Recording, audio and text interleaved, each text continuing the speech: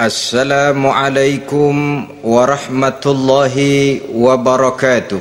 Waalaikumsalam warahmatullahi wabarakatuh. Bismillahirrahmanirrahim. Alhamdulillahi rabbil alamin. Wassalatu wassalamu ala ashrafil anbiya'i wal mursalin, Sayyidina wa maulana Muhammadin wa ala alihi wa ashabihil mujahidin at-tahirin. Amma ba'du, subhanaka la ilma lana illa ma 'allamtana innaka antal alimul hakim. La hawla wa la quwwata illa billahil aliyyil azim. Saudara-saudara kaum muslimin, terutama adik-adik para remaja dan pemuda yang saya cintai, apabila seseorang akan membangun rumah, tentu saja dia akan mengadakan beberapa pilihan. Sejak dari memilih lokasi di mana rumah itu akan didirikan, sampai kepada menentukan bahan-bahan kualitas yang akan dipakainya, sampai kemudian kepada wujud dan bentuk rumah yang akan ditinggalinya. Demikianlah bahwa untuk membangun sebuah rumah yang hanya untuk menaungi kehidupan di dunia ini, kita mengadakan berbagai macam pilihan. Apalagi kalau kita akan membangun sebuah rumah tangga yang kita harapkan tidak hanya akan menaungi kehidupan di dunia ini, tidak hanya untuk kepentingan kita saja, tetapi juga untuk kepentingan anak cucu kita di belakang hari, termasuk sampai kepada hari akhirat nanti. Oleh karena itu, pada pertemuan kali ini, saya hanya ingin khusus berbicara kepada adik-adik remaja dan para pemuda, bagaimana sebaiknya memilih jodoh menurut ajaran agama Islam. Dalam Al-Quran, Allah subhanahu wa ta'ala menjelaskan, Zuyyina linnasi hubbus syahawati minan nisa, bahwa manusia apapun jenisnya, asal dia bernama manusia, dihiasi dengan perasaan cinta kepada perempuan. Jadi sejak dahulunya secara fitrah, laki-laki senang kepada perempuan, sebagaimana perempuan pun senang kepada laki-laki. Dihiasi rasa cinta ini dalam kehidupan manusia, dan oleh karena adanya rasa cinta, berkembanglah segala macam persoalan, sehingga seorang ahli cinta pernah berkata, cinta adalah 5 huruf yang membuat persoalan tidak akan pernah selesai. 5 huruf yang membuat persoalan tidak akan pernah selesai-selesai. Tetapi dalam kehidupan sehari-hari sering kita saksikan bahwa cinta ini bisa mendorong, memberikan motivasi yang baik, dan cinta ini pun bisa juga memberikan dorongan yang tidak baik. Oleh karenanya, apabila cinta itu ibarat setetes embun yang jatuh di bumi yang subur, akan tumbuhlah di atasnya aneka ragam bunga-bungaan yang harum semerbak, indah mewangi, sedap dipandang orang, menebarkan rasa aman, damai, sentosa, dan begitu selanjutnya. Tapi jika cinta itu jatuh di hati yang gersang dan tandus, tidak ada yang akan dapat tumbuh di sana selain sirih memanjat batu, kuning daunnya, lemah gagangnya, maka cinta yang semacam itu tidak akan memberikan dorongan positif kepada seseorang di dalam kehidupannya.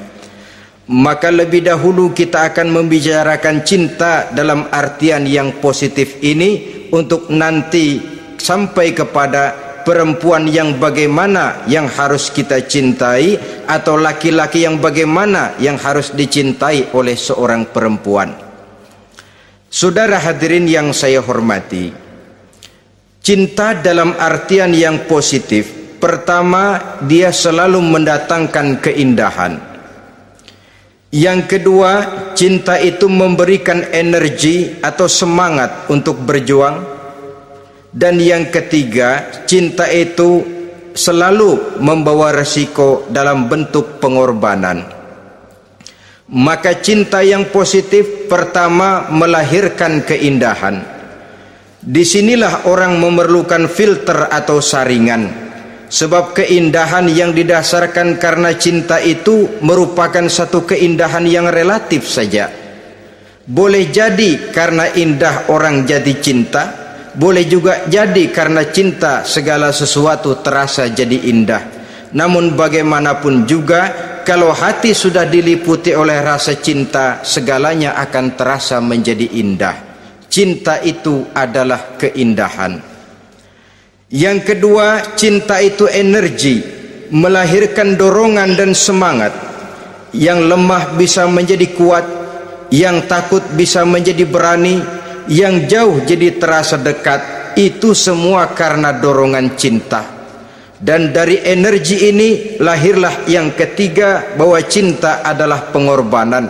Sehingga orang berkata, berani bercinta artinya harus berani berkorban. Takut berkorban, jangan bercinta.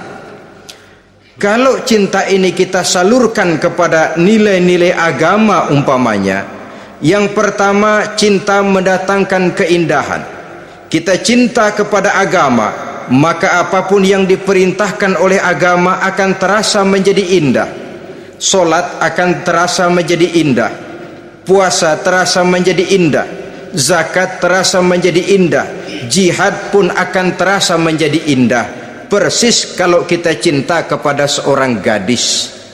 Jika kita cinta kepada seorang gadis, apanya saja akan kelihatan menjadi indah. Jalannya terasa indah, lenggang-lenggoknya terasa indah, suaranya merdu padahal cemprengnya bukan main. Seluruhnya akan mendatangkan keindahan karena dasarnya sudah cinta. Cinta membawa kepada keindahan. Yang kedua, cinta itu melahirkan energi. Orang yang cinta kepada agama akan lahir tenaga dan semangatnya melaksanakan ibadah, melaksanakan puasa, melaksanakan zakat, melaksanakan solat, melaksanakan haji, bahkan melaksanakan jihad sekalipun. Cinta selamanya menimbulkan energi dan semangat. Sama saja dengan kita apabila jatuh cinta kepada seorang gadis, walaupun rumahnya jauh, katanya, gunung pun akan kudaki, lautan pun kuseberangi. Untuk apa itu? Untuk menemui apa yang kita cintai. Cinta selamanya melahirkan energi. Capek tidak terasa, lelah tidak terasa, semuanya tertutup oleh keindahan yang bernama cinta. Lalu yang ketiga, cinta membawa pengorbanan.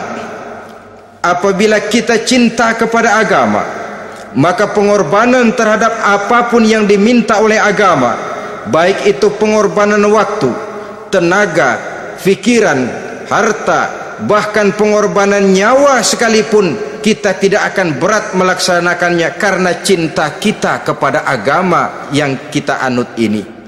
Demikian juga cinta kita kepada seorang perempuan akan membuat kita rela berkorban.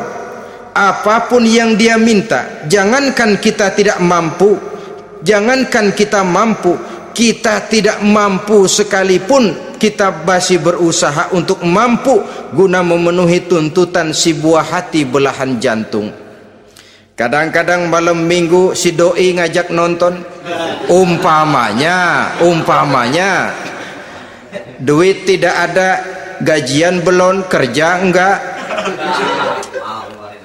timbullah inisiatif, entah sepatu kita jual ke tukang loa, entah celana mampir dulu ke tempat lain, yang penting kita berkorban untuk memenuhi permintaan si buah hati belahan jantung. Ketika itu pengorbanan sudah tidak kita rasakan lagi. Bahkan pengorbanan yang paling pedih sekalipun, dalam gurau, dalam bercanda misalnya, dicubit kita oleh kekasih kita, pedih bukan main, terkelupas kulit, mengalir darah, bukan nangis, nyengir. malah kadang-kadang minta tambah dicubit lagi.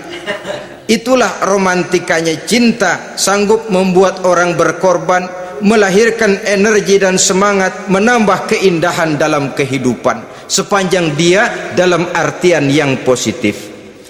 Kalau demikian masalahnya, di dunia yang penuh dengan perbenturan nilai sekarang ini, orang sering salah jalan bagaimana memilih jodoh untuk membangun rumah tangga yang bahagia. Jangan lupa bahwa membangun rumah tangga ini bukan hanya untuk 1-2 bulan, bukan hanya untuk 1-2 tahun, bahkan bukan cuma untuk kehidupan dunia, lebih daripada itu pun untuk menunjang kebahagiaan di akhirat. Oleh karenanya, memilih jodoh bukan satu hal yang mudah, bukan satu hal yang bisa dilaksanakan sambil lalu, tetapi memerlukan penelitian, memerlukan pengamatan yang mendalam. Apa petunjuk agama tentang itu? Dengan kata lain, bagaimana seharusnya seseorang memilih jodoh dalam kehidupannya?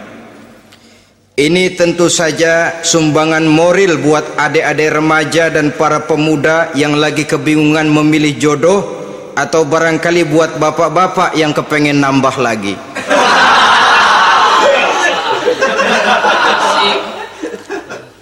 Mohon maaf kepada ibu-ibu, saya tidak menganjurkan, cuma ngajarin. Yang pertama, menurut Nabi, nikahilah perempuan itu karena rupanya, karena hartanya, karena keturunannya, dan karena agamanya. Ada 4 motif utama di sini. Pertama, memilih jodoh, lihatlah rupanya. Lagian siapa yang kepengen dapat jodoh rupanya nggak karu-karuan? Cari rupa yang cantik, indah, dan menawan. Namun jangan lupa, saya katakan di zaman di mana sering terjadi benturan nilai seperti sekarang ini, orang sulit untuk mendapatkan keaslian. Di mana teknologi sudah sedemikian canggih, di mana ilmu kedokteran sudah sedemikian maju, maka berbagai macam rupa bisa dibentuk dengan apa yang dinamakan operasi plastik misalnya. Yang pesek bisa dibikin mancung, kuping yang kelebaran bisa dibikin sedang, pipi yang kembung sebelah bisa dibikin rata, janggut yang tidak menarik bisa dibikin bak lebah bergantung katanya. Oleh karena itu, kalau pilihan hanya tertuju kepada rupa yang cantik saja semata-mata, kita sudah melakukan satu kesalahan yang sangat besar. Sebab apa? Diperingatkan oleh Nabi melalui hadis Ibnu Majah, Bazar dan Baihaqi dari Ibnu Umar. Janganlah kamu kawini seorang perempuan karena kecantikannya, sebab kecantikan boleh jadi akan mencelakakan. Jangan juga kamu kawini perempuan karena hartanya, sebab kekayaan biasanya akan mendatangkan kesombongan.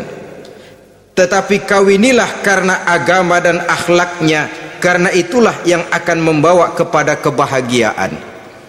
Saudara-saudara kaum muslimin, terutama adik-adik remaja dan para pemuda, dikala usia puber, apalagi mata baru terbuka, awal balik namanya, remaja sering kehilangan filter. Pokoknya asal ngelihat rupa yang sudah lemot, denok, geboy, pikiran pun hanyut, malam terkenang, siang terbayang, tidur tak nyenyak, makan tak enak katanya, selalu terbayang wajah si doi. Dikala itu orang kehilangan pertimbangan bahwa rupa yang cantik kadang-kadang sering menipu. Diriwayatkan oleh Imam Ibnu Abbas, satu hari ketika sedang kumpul dengan para sahabat, lewatlah orang dengan potongan potongan orang kaya. Kelihatan kan, orang kaya sama orang miskin jalannya aja lain kan. Jalannya saja, jangan gaya hidupnya, jalannya saja lain. Liwat dia, Rasul bertanya kepada seorang sahabat, menurut pendapatmu bagaimana orang yang lewat itu? Kata sahabat, oh yang lewat ini ya Rasul, kalau dia meminang perempuan pasti diterima, kalau dia menolong orang pasti berhasil, kalau dia ngomong pasti didengerin. Kenapa? Orang kaya. Orang kaya ya Rasul. Kalau dia minang, perempuan mana yang kagak bisa menerima kalau dipinang oleh orang kaya, biar mukanya udah belipet kayak dompet tanggung bulan. Kalau memang duitnya banyak, nggak kelihatan tuh muka yang belipet, yang kelihatan duit. Kalau dia nolong orang pasti berhasil apa yang dia tolong itu. Kalau dia ngomong pasti didengerin orang, walaupun omongannya biasa-biasa saja. Kenapa? Orang lihat penampilannya. Sudah, ketika orang itu lewat, beberapa lama kemudian lewat lagi seseorang yang kelihatannya miskin.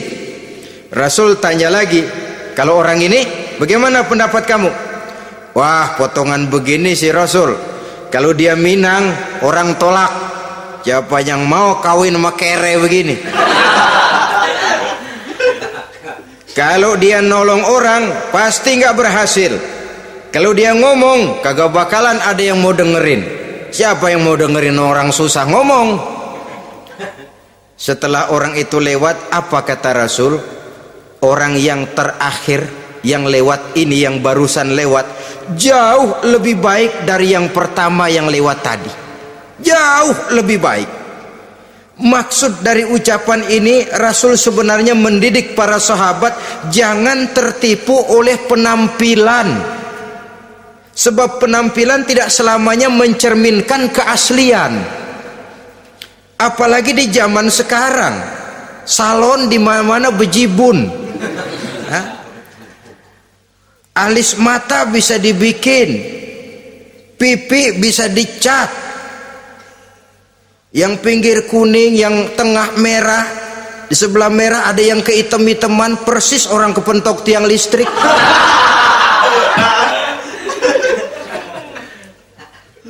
Kecantikan yang artifisial, kecantikan yang bukan alami.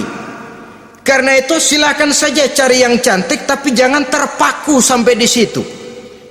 Sebab kecantikan di samping dia mudah berubah oleh pergeseran masa dan pertukaran waktu, ternyata penampilan tidak selamanya mencerminkan keaslian. Lain hari seorang sahabat pernah mengadu, ya Rasul, ada apa? Inna imraati la turaddu yadul lamis.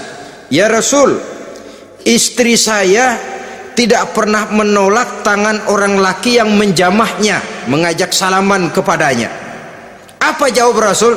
Ceraiin aja.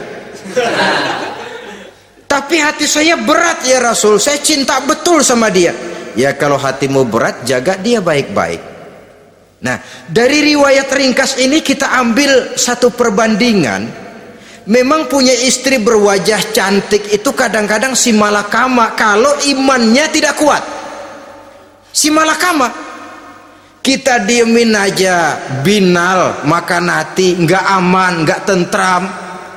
Jangan-jangan saya berangkat ke kantor dia ngompreng. Buah si malakama seperti orang tadi, ya Rasul, istri saya kelihatannya sebenarnya tidak negatif, maksudnya ini cuma bersalaman tapi terlalu ngobrol. La turaddu yadul lamis, tidak pernah menolak orang yang ngajak salaman, ya sekedar salaman. Tapi kan awalnya dari salaman, kalau sudah salaman kan strum bisa ngederdet dari tangan situ. Kata Rasul sederhana saja, ya kalau memang begitu ceraiin. Saya nggak kuat Rasul, saya cinta betul sama dia. Kalau kau tak kuat berpisah dengan dia, jagalah dia baik-baik, ajar, didik, tanamkan rasa keagamaan di dalam hatinya. Saudara-saudara kaum muslimin, jadi rupa yang cantik tanpa didasari oleh nilai-nilai agama akan membuat seorang suami di rumah tangganya seperti si malakama, seperti berhadapan dengan buah si malakama. Kalau tidak diiringi dengan nilai-nilai moral yang luhur dan bekal agama yang tangguh. akan pergi jauh dari rumah rasanya tidak aman, sedangkan di rumah saja siapa yang akan mencari nafkah? Dan begitu selanjutnya. Orang tadi jelas berhadapan dengan buah si malakama, didiamkan, makan hati. Sebab maaf, kalau seorang suami sudah tidak punya rasa cemburu terhadap istrinya, itu kan yang disebut dayus. Dan dayus itu jangankan masuk surga, bau surga saja dia tidak dapat. Tapi cemburu dalam artian bukan cemburu buta, cemburu dalam artian yang wajar. Dia cemburu, akan dikerasi, takut kalau istrinya minta cerai, sedangkan dia cintanya sudah kadung medok bener. Si malakama jadinya. Nah, ini juga satu riwayat yang memberikan gambaran kepada kita pilihan. Silakan cari rupa yang cantik saja, cari yang cantik.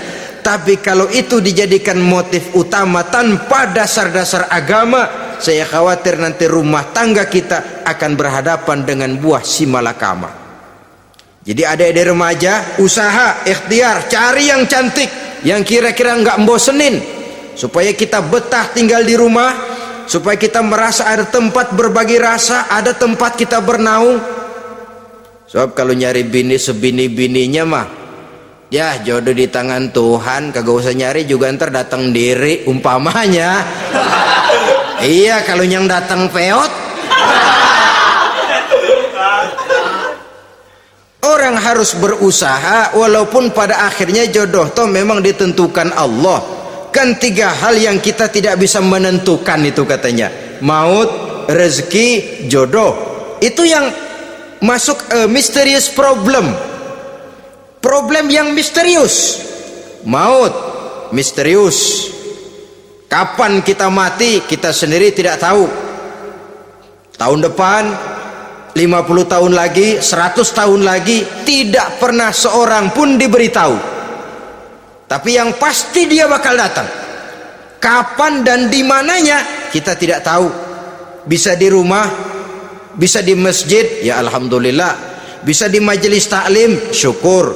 Bisa di medan perang membela agama, bagus. Pasti dia akan datang. Maut, mysterious problem, sesuatu yang kita tidak tahu kapan datangnya. Rezeki gitu juga, sehingga orang sering bilang rezeki katanya kayak bayangan. Kita uber-uber dia lari, kita diam dia mah diam. Setengah mati kita uber-uber, emang ukuran segitu aja.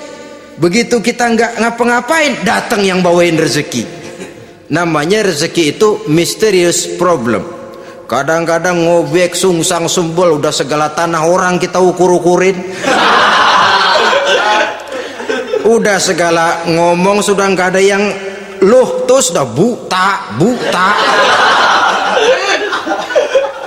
Tapi memang bayangan, kalau belum rezeki ya belum. Kadang-kadang nyari kode sampai tidur di kuburan, belepotan tanah kuburan loh. Yang aneh lagi kadang-kadang orang gila ditanyain. Allahu Akbar, ini kode-kode zaman sekarang ini sampai orang waras nanyain orang gila, itu gimana itu? Ini sudah efek yang betul-betul negatif. Sudah jelas orang gila kok ditanya. Apa kira-kira yang nanya nggak lebih gila dari yang gila itu?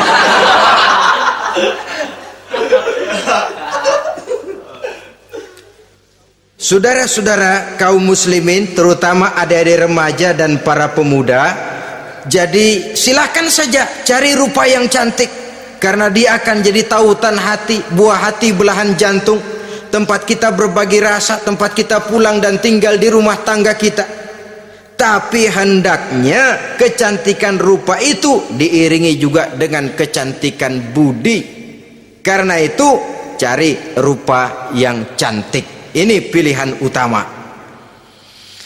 Yang kedua, kata Nabi, harta, cari yang kaya. Tetapi jangan lupa, jangan dijadikan pilihan utama, karena kekayaan sering mendatangkan kesombongan. Apalagi kalau seorang pemuda mendapat istri orang kaya. hidupnya dimodali oleh istrinya, maka biasanya wibawanya sebagai seorang suami akan hilang. Akhirnya komando di tangan istri. Dikala itulah suami tidak lebih daripada prajurit yang taat kepada komando istrinya. Padahal menurut konsep Quran, ar-rijalu qawwamuna 'alan nisa, laki-laki diciptakan sebagai pembimbing bagi perempuan. Kalau nanti suatu saat terjadi benturan, sedangkan modal diberikan oleh istri, terjadilah pengungkitan. Kata istrinya apa? Lu jangan bertingkah, lu kan kawin sama gue, modal lu kolor doang.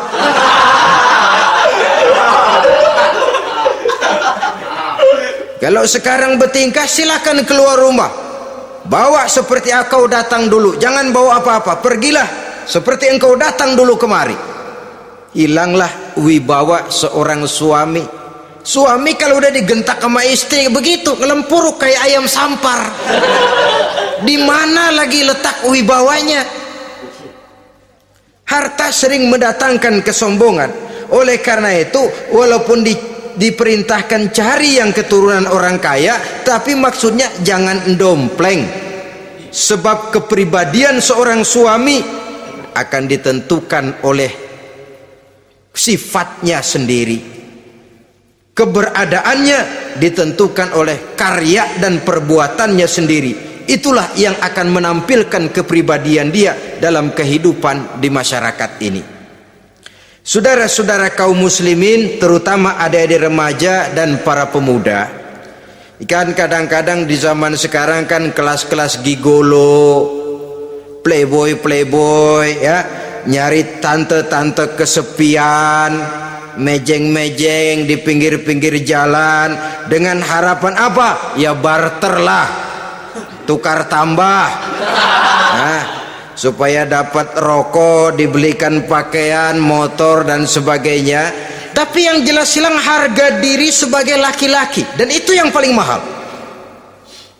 Kalau seorang laki-laki sudah kehilangan harga diri, apalagi yang bisa dibanggakan dalam kehidupan ini?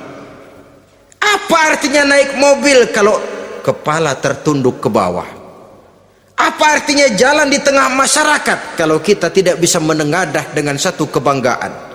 Hilangnya harga diri merupakan kehancuran awal dari sebuah pribadi yang untuk jangka panjang kita tidak akan bisa lagi berbuat banyak. Tanpa harta orang memang sulit untuk bahagia, tapi harta semata-mata bukan merupakan jaminan bahwa orang lantas akan bahagia. Saya barangkali harus berkata, banyak orang miskin yang kaya, tapi tidak sedikit orang kaya yang miskin. Saya ulangi ini, banyak orang miskin yang kaya, tetapi tidak sedikit orang kaya yang miskin. Nah, bagaimana pengertiannya? Orang miskin yang kaya, materinya sederhana, peralatan rumah tangganya sederhana, tapi hatinya kaya. Oleh karena hatinya kaya, jiwanya lapang. Sebaliknya, orang kaya yang miskin, di tengah kelimpahan materi yang berlimpah, segalanya serba ada, hatinya yang miskin. Kelimpahan materi tidak akan sanggup mengobati kemiskinan hatinya. Sehingga di tengah kehidupan yang serba ada, dia masih merasa kurang, maka dia tidak pernah cukup. Di tengah kemilauan dan gemerlapan serta glamornya rumah mewah, dia merasa hidup di tengah gurun pasir yang gersang dan tandus. Karena itu, biarlah miskin harta tapi kaya budi, daripada kaya harta tapi miskin budi. Lebih utama lagi kaya harta, kaya budi. Itu idealnya. Dasar pilihan ketiga sesudah rupa dan harta menurut Nabi, keluarga. Faktor keturunan sangat menentukan. Pepatah mengatakan, buah apel akan jatuh tidak terlalu jauh dari pohonnya. Biasanya kalau bapak kalong, anak kampret. bapak nyolong, anak nyopet. Itu fotokopi. Saudara-saudara, sungguh pun demikian, faktor keluarga bukan merupakan yang paling dominan, karena segalanya memang bergantung kepada hidayah dari Allah Subhanahu wa ta'ala.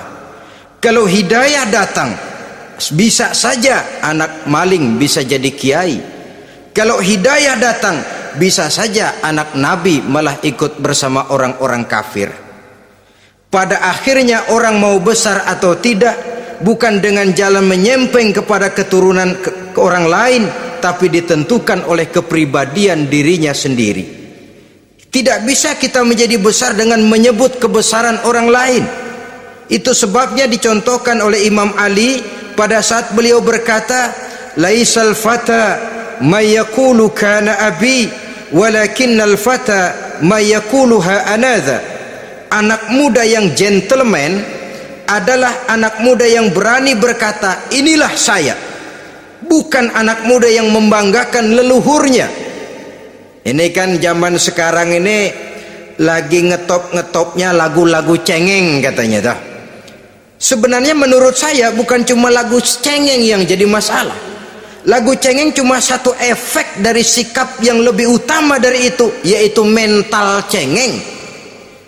Kalau mental sudah cengeng, apapun yang kita lakukan akan jadi cengeng. Tidak cuma lagu, kebudayaan yang lahir akan kebudayaan cengeng. Jadi pengusaha cengeng, jadi pejabat cengeng, jadi kiai cengeng. Kenapa? Mental cengeng. Di antara mental cengeng itu apa? Mengandalkan fasilitas atasan. Kalau tidak ada fasilitas dari atas, lantas tidak bisa berbuat apa-apa, cengeng. Menjadi besar bukan karena karier pribadi, tapi karena nasib katrolan. Itu pun termasuk mental cengeng. Sedikit gagal, bagaimana sedikit jalan buntu, sedikit deadlock, lu ngapain lu melulu. Saudara hadirin yang saya hormati, jadi lebih penting dari sekedar lagu-lagu cengeng, saya malah lebih suka bicara mental cengeng ini. Mental yang cepat putus asa, mental yang tidak mau mengeluarkan usaha maksimal, mental yang hanya mengandalkan fasilitas, sedangkan pribadinya tidak lebih daripada pribadi sumuhun dawu, pribadi kulon nuwun, pribadi kumaha juragan wae, pribadi oke bos, pribadi asal bapak senang. Bukankah itu semua merupakan cermin dari mental-mental yang cengeng, yang untuk jangka panjang tidak akan pernah menguntungkan daripada pembangunan bangsa dan negara yang kita cintai ini. Seseorang mau besar atau tidak bukan dengan jalan menyempeng kepada kebesaran orang lain. Bahkan Syauqi dalam sebaik syairnya yang lebih tegas mengatakan, wa syarrun nasi zu khumulin iza fakhartahum zakarul jaduda wa syarrun nasi wa khairun nasi zu syarafin qadimin aqama li nafsihi syarafan jadida. Generasi yang paling jelek adalah generasi pemalas. Kalau kelihatan orang lain lebih hebat dari dia, disebut-sebutnya kebesaran nenek moyangnya. Dia sendiri nggak punya prestasi apa-apa, kerjanya cuma ngandeli kerjanya cuma menggelayuti fasilitas orang tuanya. Tanpa itu dia tidak akan punya nilai dan harga sama sekali. Ini generasi paling jelek. Kalau orang lain kelihatan lebih hebat, dia sebut nenek moyangnya. Lo sih belum apa-apa, lo baru kopral lo. Engkong gua no, komandan Hansip. Engkongnya yang disebutin. Dia sendiri tidak punya prestasi apa-apa. Jadi silahkan saja cari gadis dari keturunan keluarga yang baik-baik, tapi jangan jadikan tendensi utama, jangan dengan niat untuk menyempeng kepada kebesarannya, tapi paling tidak dengan niat agar mudah-mudahan dari benih yang baik ini akan lahir keturunan-keturunan yang baik pada akhirnya nanti. Itu yang kita harapkan. Bukan lalu dengan pertimbangan, weh mertua gue bos nih, kali aja begitu gue kawin dia mampus. Ini semua warisan kan jatuh kemari semua. Kalau itu niatnya sudah jelas salah. Kita mencari perempuan dengan keturunan-keturunan yang baik dengan berharap agar anak-anak kita nanti yang akan merupakan benih cucunya akan melahirkan kebaikan-kebaikan seperti leluhurnya dulu. Saudara, pilihan yang keempat kata Nabi, agama. Ini yang paling inti. Kenapa? Agama itu motivasinya moral. Di sini segalanya ditentukan. Rupa yang baik, harta yang banyak, keluarga yang luhur. Kalau sudah dilandasi oleh agama yang rapuh, bahkan tidak beragama sama sekali, ketiga hal di atas tadi hanya akan mendatangkan malapetaka. Sekarang kan kita tertipu oleh penampilan, padahal penampilan belum tentu kenyataan. Di jalan-jalan kita akan lebih terpesona melihat gadis pakai miniskirt di atas lutut ketimbang kita melihat gadis-gadis yang pakai jilbab. Kalau sudah pakai jilbab keliwat, yang usil banyak banget, bau sorga nih. Bau sorga katanya. Tapi kalau sudah yang pakai miniskirt itu yang lewat, itu dari ujung ke ujung mata kagak mau kedip, laler nemplok di mata kagak dirasain. Kita terpesona oleh penampilan zahir, padahal penampilan belum tentu memantulkan hal yang sebenarnya. Tapi memang itulah watak manusia. Watak manusia, saya katakan manusia tanpa kecuali. Tetapi bergantung kepada pemikiran jangka pendek atau jangka panjang. Kalau jangka panjang yang kita pikirkan, ya tentu kita tidak akan mudah terpesona oleh hal yang zohir. Sampai-sampai Quran sendiri mengatakan budak yang hitam legam tapi beriman itu lebih baik daripada orang-orang musyrik walaupun cantik, denok, lemot, geboy. Ada lagi nggak bahasa yang lebih dari itu? Cantik, denok, lemot, geboy, bahenol, nerkom, tapi kafir masih lebih baik budak yang hitam legam sekalipun kalau dia beriman. Kenapa? Rumah tangga untuk jangka panjang. So itu Islam tidak membolehkan kawin campuran dengan lain agama. Walaupun ada ayat yang mengatakan boleh kawin dengan ahlul kitab, tapi sebagian mufassir menjelaskan bolehnya kawin dengan ahlul kitab itu dalam kondisi darurat. Dalam kondisi normal tidak bisa. Kenapa? Kalau sudah berlainan agama akan terjadi kerancuan rumah tangga untuk jangka panjang. Bagaimana membina dalam keharmonisan di rumah tangga? Bagaimana nasib anak-anak nanti? Kadang-kadang ada keluarga, kami sih keluarga modern, anak-anak kami berikan kebebasan untuk milih agama apa saja. Bapaknya Islam, istrinya Kristen, anaknya ada yang Hindu, Buddha.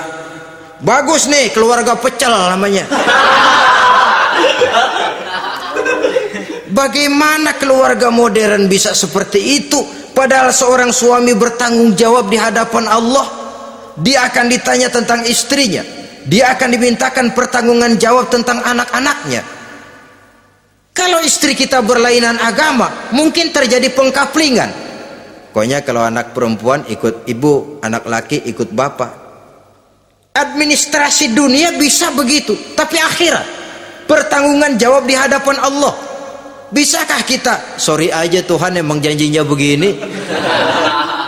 Saudara hadirin yang saya hormati, oleh karena itu budak legam hitam kalau beriman masih lebih baik daripada orang-orang yang tidak beriman walaupun cantik dan mempesona. Kenapa? Ini faktor agama. Ya buat 1-2 bulan bisa terwujud rumah tangga yang tentram. 2-3 tahun mungkin masih bisa bertahan, tapi sampai kapan? Sampai kapan itu akan terwujud?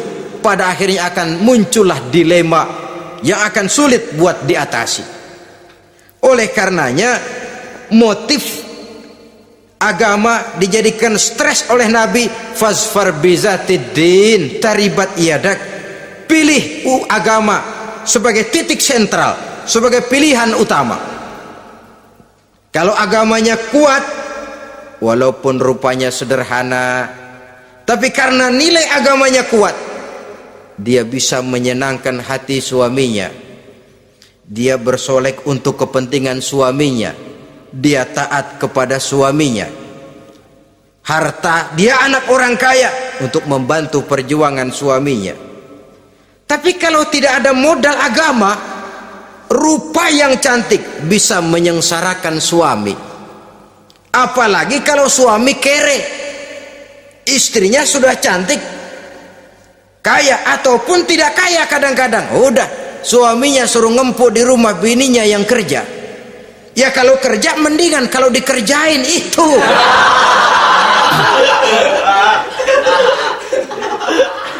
Itu yang repot. Saudara hadirin yang saya hormati, dan ini bukan satu dua kasus. Alangkah malangnya kalau sudah terkena hal seperti itu. Akhirnya seperti pengaduan sahabat kepada Rasul tadi. Mau diceraiin, cinta saya udah medok benar Rasul. Enggak diceraiin, hati saya ngebet, pegel. Si malakama akhirnya. Jadi oleh karenanya agama. Kalau dia cantik, walaupun miskin, agamanya kuat, dia bisa memelihara kehormatan diri. Dia kaya, agamanya kuat, hartanya disalurkan di jalan Allah. Karena itu agama jadikan pilihan utama. Dan ukuran agama itu bukan cuma jilbab loh. Ya kadang-kadang ada juga yang jilbabnya nggak pernah lepas, tapi kadang-kadang akhlaknya lebih binal dari yang kribo. Ada cuma sekedar kamuflase saja, itu pun penampilan, sekedar penampilan saja. Cuma dari segi aurat ya memang lebih baik dan lebih utama, dan saya kira lebih mengundang penasaran toh. Duren kalau udah dibuka kan kelihatan isinya, emang udah begitu, udah. Tapi kalau masih rapat, itu yang rasanya kita pengen buka, timbul tantangan, gue pengen tahu isinya. Rasanya juga begitu.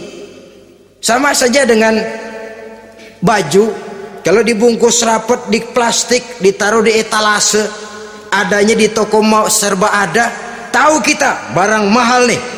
Biar punya duit kita mau nawar ragu-ragu, takut nggak cukup. Tapi kalau barang sudah dibuka di jalanan, diobral di pinggir jalan, murahan 1.300 masih dicampur odol. Yang begitu sih biar nggak punya duit kita berani banget tanya, nawar, megang lagi nyemek. Berat duit nih bang. Kenapa? Barang sudah terbuka. Jadi saudara-saudara, syukur kalau keempat-empatnya ini jodoh terkumpul dalam jodoh yang saudara cari. Sudah rupanya cantik, kaya, keturunan orang baik-baik, agamanya kuat. Nah surga dunia tuh yang begitu cari. Kalau ada yang begitu saya juga mau nambahin satu lagi.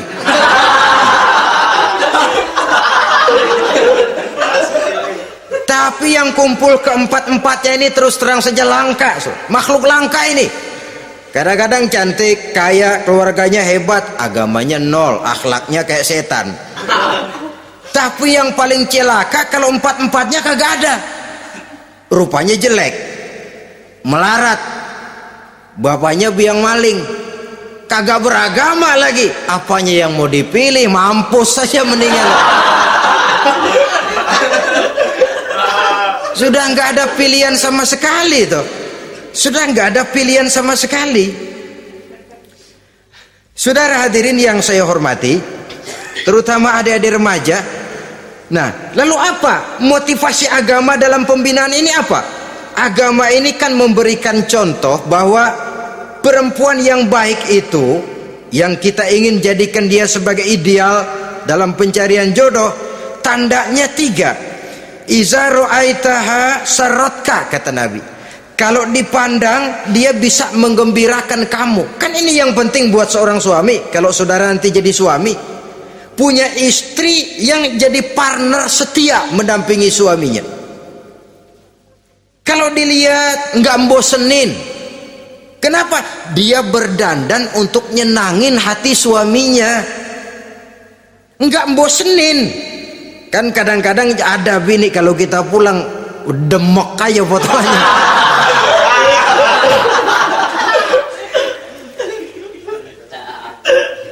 Ini yang bikin suami nggak betah di rumah ini kan yang begini. Adapun perempuan yang beragama, apabila dipandang oleh suaminya, dia pandai menyenangkan hati suaminya. Andai kata suaminya dalam kesulitan, dia tidak menambah beban kesulitan. Paling tidak dia bisa memberikan satu bantuan moral. Bantuan moral untuk mengurangi beban kesulitan daripada suaminya. Suami pulang dagang rugi, kata istrinya, romantika bang. Sekali-sekali lah, masa selamanya dagang mau untung. Besok siapa tahu untung lebih besar. Kan meringankan toh. Kadang-kadang enggak, suami pulang dagang dari pasar panas rugi, sampai rumah bini pidato pletar-pletor. Lu dagang rugi emang lu laki goblok.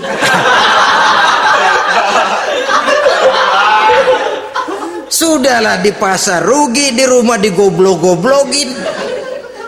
Ini nanti kena penyakit broken home yang begini ini. Padahal kesuksesan di kantor, kesuksesan di pasar, kesuksesan di medan tugas selalu dimulai dari kesuksesan dan ketenangan dari rumah tangga. Dia berhias untuk kepentingan suaminya, tidak terlalu berlebihan. Dan suaminya pun pandai menghargai istrinya dengan kata-kata yang menimbulkan gairah dan semangat. Melihat istrinya bersorak, kamu makin cantik saja. Jangan juga kadang-kadang suami ketus, ngelihat dasu pulang kantor, lihat suaminya, istrinya dandan rapi, tumben lu mau bekasin apa? Mau bekasin katanya. Artinya apa ini? Pandai mengembirakan, bisa tenggang rasa, bisa berbagi rasa, sehingga suami merasa ada tempat dia bertukar pikiran, ada tempat dia membicarakan persoalan. Dialog dalam kehidupan berumah tangga itu sangat diperlukan. Iza ra'aitaha sarratka, kalau dipandang dia sanggup mengembirakan kamu. Dikasih uang 500 senyum, 5.000 pun ketawa, menggembirakan. Dia bisa taruh kata hatinya kesel tapi mulutnya senyum. Nah ini yang sulit ini, senyum tapi kesel, kesel tapi senyum. Kadang-kadang istri itu kan kalau sudah kesel, suami pulang nggak bisa dia menyembunyikan kekesalannya. Dari jauh suami sudah lihat ini yang nyambut, ini bemo ini. Udah monyong serem. Saudara hadirin yang saya hormati, yang kedua, bila diperintah dia taat. Ini pengaruh agama. Sehingga Nabi mengatakan, "Lau amartu li ahadin ayyasjuda ila ghairiha, la amartul mas'ada la amartul mar'ata litasjuda ila zaujiha likibari haqqihi 'alaiha." Andai kata saja boleh aku memerintahkan manusia untuk sujud kepada sesama manusia, pastilah aku perintahkan perempuan untuk sujud kepada suaminya. Kenapa? Karena besar hak suaminya kepada dirinya. Untung sujud kepada manusia tidak boleh. Andai kata boleh, perempuan disuruh sujud sama suaminya. Ini tidak perlu sampai sujud, cium tangan saja minta ridho suami. Kadang-kadang perempuan sekarang berat. Paling banter setahun sekali lebaran doang. Laki pulang sembahyang tubruk, cium tangan minta redo, nangis segala macam. 3 hari habis lebaran beras habis, monyong aja lagi.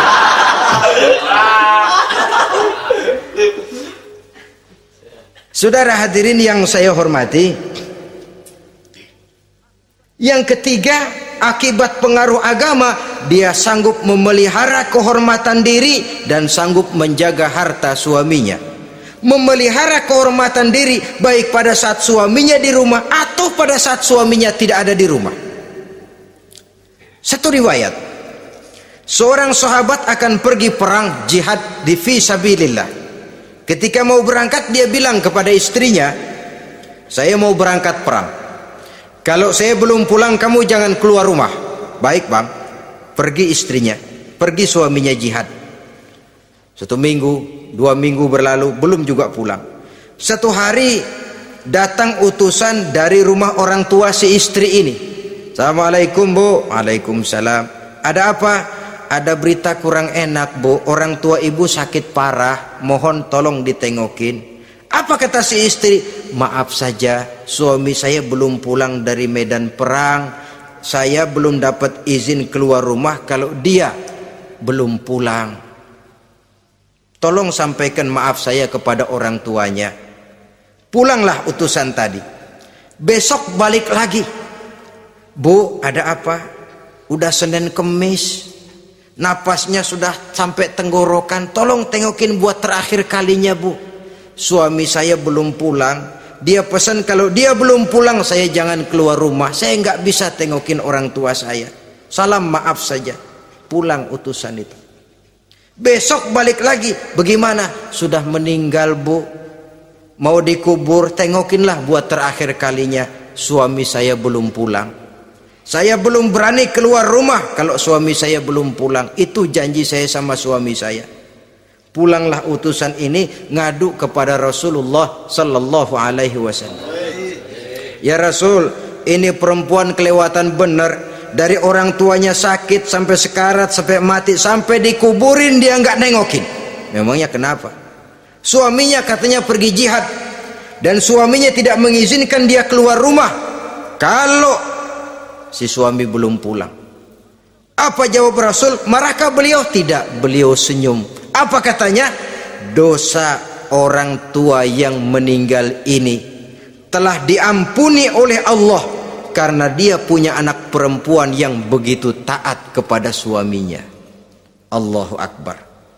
Dosa orang tua yang sudah meninggal itu diampuni oleh Allah karena dia punya anak perempuan yang begitu taat kepada suaminya. Ketaatannya kepada suaminya menyebabkan dosa orang tuanya diampuni oleh Allah Subhanahu wa taala. Suami pergi jihad, orang tua sakit keras, tidak berani dia keluar rumah.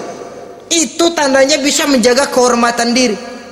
Kalaupun satu saat suaminya manggil, bu tolong ambilin uang di dompet, dompetnya dibawa, bang ambil saja sendirilah, nanti salah ambil lagi saya.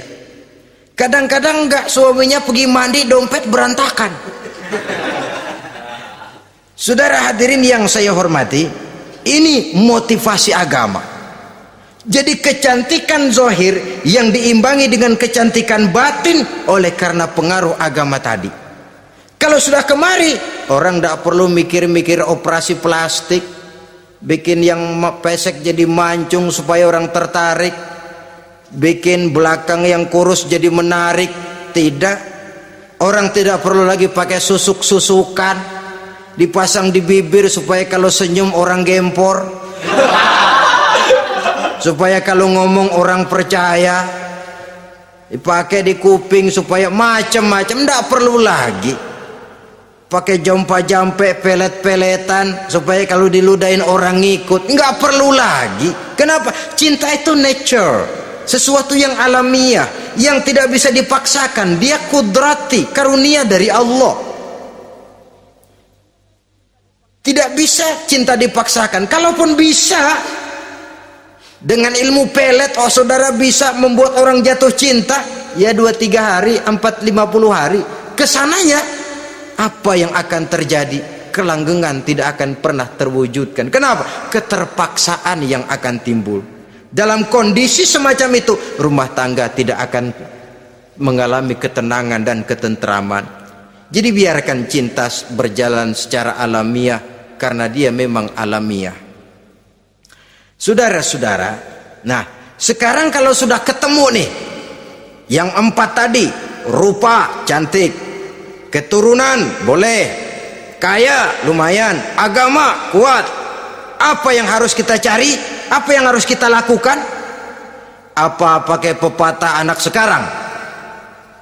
Aku lihat, aku pikat, aku dapat, aku sikat, aku minggat. Bangsat.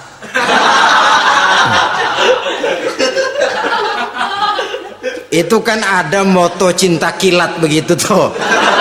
Cinta kilat katanya. Aku lihat, aku pikat, aku dapat, aku sikat, aku minggat. Bangsat. Atau kita harus hanyut dalam arus free love, free sex, summon liven, eksperimen dulu? Tidak. Islam mengajurkan kalau memang seret, ini rasanya ini nih, mantap gue nih. Apa yang diajarkan oleh Islam selanjutnya? Meminang, saudara-saudara. Meminang adalah langkah awal untuk mengikat tali pernikahan. Diizinkan meminang, dan di dalam meminang pun diizinkan untuk melihat. Cuma kalau boleh, ya syaratnya itu waktu melihat itu jangan sampai ketahuan si perempuan yang akan kita pinang itu. Untuk apa kita meminang? Pertama, untuk yakin bahwa perempuan yang kita inginkan ini sudah kumpul syaratnya, itu tidak ada cacatnya. Yang kedua, untuk memperkuat tekad hidup berumah tangga, diperlukan meminang. Adapun adat itu berbeda. Tapi bahwa konsep meminang itu dalam Islam ada, itu jelas. Ya kalau mesti bawa pisang raja, pakai roti buaya, pakai martabak segede ban mobil truk segala macam, itu adat saja ya. Tapi yang real meminang itu ada dalam Islam. Nah, bagaimana adab meminang? Setelah kita tahu anak ini cantiknya ya, keturunan baik ya, kekayaannya lumayan, agamanya kuat, pinanglah dia. Caranya boleh lihat langsung kalau bisa tanpa setahu si perempuan. Dan batas yang boleh dilihat itu muka dan tangan, itu saja. Jadi jangan gerusak. Minta permisi Pak, saya mau ngelihat anak bapak seutuhnya, soalnya buat saya ini nanti. Apanya aja dibedolin, jangan. Kira-kira yang boleh itu muka sama tangan.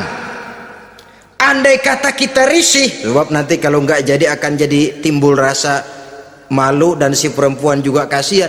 Boleh mengutus perempuan yang kita percaya. Coba kau ke sana, lihat kondisinya yang sebenarnya bagaimana. Kalau ngelihat dari jauh sih utuh, siapa tahu nanti tangannya kurang sebelah. Coba lihat sana. Saudara-saudara, kemudian boleh juga ditanyakan kepada orang tuanya. Dan dalam hal ini orang tua si gadis tidak boleh menyembunyikan aib atau cacat yang dimiliki oleh anaknya. Dia harus menceritakan apa adanya, sampai pun kekurangan anaknya yang paling kecil sekalipun. Sebab apa? Jangan sampai istilah pepatah beli kucing dalam karung. Kedengeran suaranya doang meong-meong, begitu dibuka tuh kucing gempor sebelah kakinya nggak ada. Kan tentu kita tidak kepengen kecewa di belakang hari. Itulah perlunya meminang sebagai jembatan untuk menuju kepada pernikahan. Nah, dengan demikian kalau sudah usaha meminang ini dilaksanakan, jangan merasa sudah setengah resmi. Ini yang kadang-kadang jadi penyakit. Malah sesudah meminang harus masing-masing lebih menjaga diri, menjaga kehormatan, menjaga pergaulan. Kenapa? Agar saat memasuki jenjang pernikahan nanti merupakan jenjang yang sangat ditunggu-tunggu. Ada rasa keinginan tahu. Kalau tidak, ya udah biasa, nggak giroh lagi ngadepin perkawinan. Kenapa? Kemarin-kemarin gue udah cobain. Hilang gairah lagi. Sebab itu kalau sudah meminang jangan merasa sudah setengah halal. Udah minang ini Kadang-kadang orang tua juga konyol, sudah dipinang diumbar, lu bawa kemana keda lu udah pinang. Padahal meminang itu cuma langkah awal, sedangkan selanjutnya harus lebih berusaha menjaga kehormatan diri sampai pada saat nanti pelaksanaan pernikahan. Nah, saudara-saudara, terutama adik-adik remaja dan para pemuda, walaupun agak sekilas memang karena terbatasnya waktu pada pertemuan ini, mudah-mudahan bisa memberikan gambaran yang sepintas tentang bagaimana sebaiknya kita memilih jodoh di dalam membina rumah tangga yang bahagia. Semoga ada manfaatnya. Terima kasih atas segala perhatian. Mohon maaf atas segala kekurangan. Usikum wa nafsi bitaqwallah. Wassalamualaikum warahmatullahi wabarakatuh.